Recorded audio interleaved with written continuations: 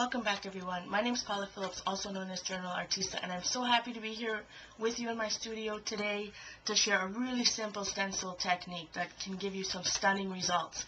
Now, some of you may not know, but I teach a Ustream class every Saturday night, live over on Ustream, what I call Stencil Saturday, where we create some simple, some advanced art journal pages and projects using Crafters Workshop stencils. So today I was going to share with you a really quick one that can give you some stunning results. So this is what we created last Saturday night. As you can see, I used this technique with the black and with some of the brown over there. So let's get started.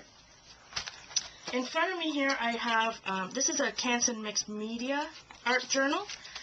But like I've said before, guys, any of the techniques I teach you can be used in a art journal, on a scrapbook page, on tags, absolutely anywhere. So the few supplies that you're going to need is some gesso. I prefer golden because it's nice and smooth. We're going to use some craft paint. Any craft paint will do. I'm using Americana here in Russet. A little bottle of water, spray bottle of water, and a Crafters Workshop stencil. This happens to be a 12 by 12 stencil, but you can use any size stencil that you'd like.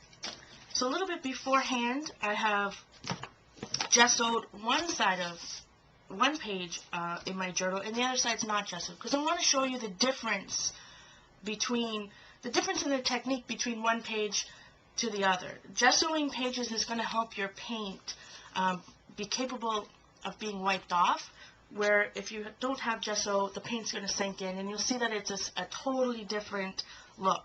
So what we're going to do is take some of our russet, and I use the Ranger Craft Mat here as a palette, so I'm going to squeeze a whole bunch on my mat there. I'm going to take a pretty wide brush, and all I'm going to do is spread on the paint, and I'm only going to do one side at a time because it's I don't want one side to dry while I'm still working on the other side. So we'll do one and one. This is the gesso side.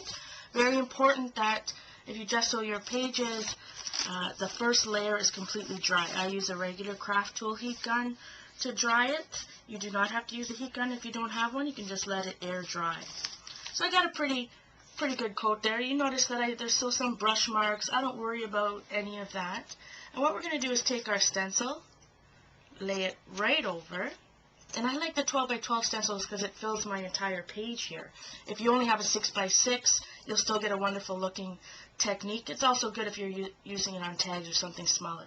So I'm just going to take regular old water in a spray bottle, spray it on my stencil here, and we're going to let that sit. As we do that, now I'm going to put the paint on the other side. Excuse the bottle here. On the other side of the page, remember this page is not gessoed, and as you can see already, I'm using more paint. The paint does not flow on the page as well. And I find that, yes, you're spending a little bit more using the gesso, although you can get some very affordable brands of gesso out there. But see, I used way more paint there, and I'm actually going to have to add a little bit more here to make sure it's fully covered. Because what happens is your paint sinks right into the paper. The gesso is a primer, so therefore the paint sits on top. I'm not going to worry too much. I kind of like the texture when I'm art journaling. I like that grungy type look, so I'm not going to worry too much if it's completely coated. It's already starting to dry. Craft paint dries very, very quickly. So I'm going to transfer the stencil over to this side. Again, use the water, spray it down, and then wait. I'm going to take as you can see, this is a very well-loved piece of paper towel here. I've used it quite a few times, and it's not going to matter. But I'm just going to blot off the water over on this side of the page. I'm going to remove it, and look at that. You can already see the little resist that's happening there. And what I'm going to take is a regular old baby wipe, my absolute favorite friend in my studio here. And I'm just going to take it and wipe off that paint. Look how stunning that is. So easy. We used 3 supplies, and one of them's not considered a supply because it's just water.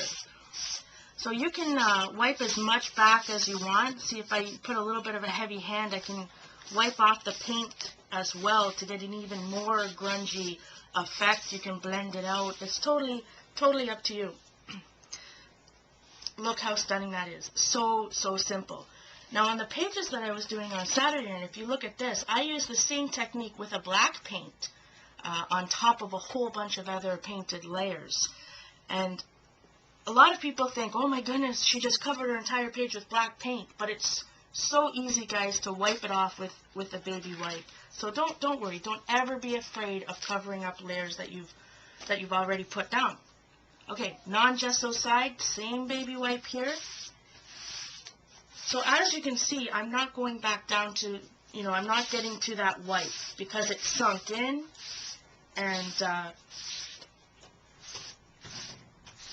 so it's not a complete resist. As you can see, you can see it a little bit, but something totally subtle, more of a tone-on-tone effect than what you can get with using gesso. Now, again, do not be afraid to use, let's find our page again, multiple colors, multiple layers.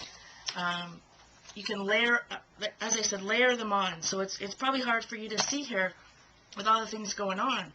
But I have it in brown over here and then black, and it's layered on top of each other, and it looks absolutely stunning. Very, very simple technique, guys. Very few supplies needed, and very stunning results. Like, what more could you ask for? So I totally appreciate you guys joining me here. I'm stumbling on my words now. I'm doing this a little bit for mycraftchannel.blogspot.com. So check them out over there. They have some wonderful tutorials. And try this at home. Leave a comment below. Let me know how it worked out for you. I'd love to see your work. Until next time, everybody, much love.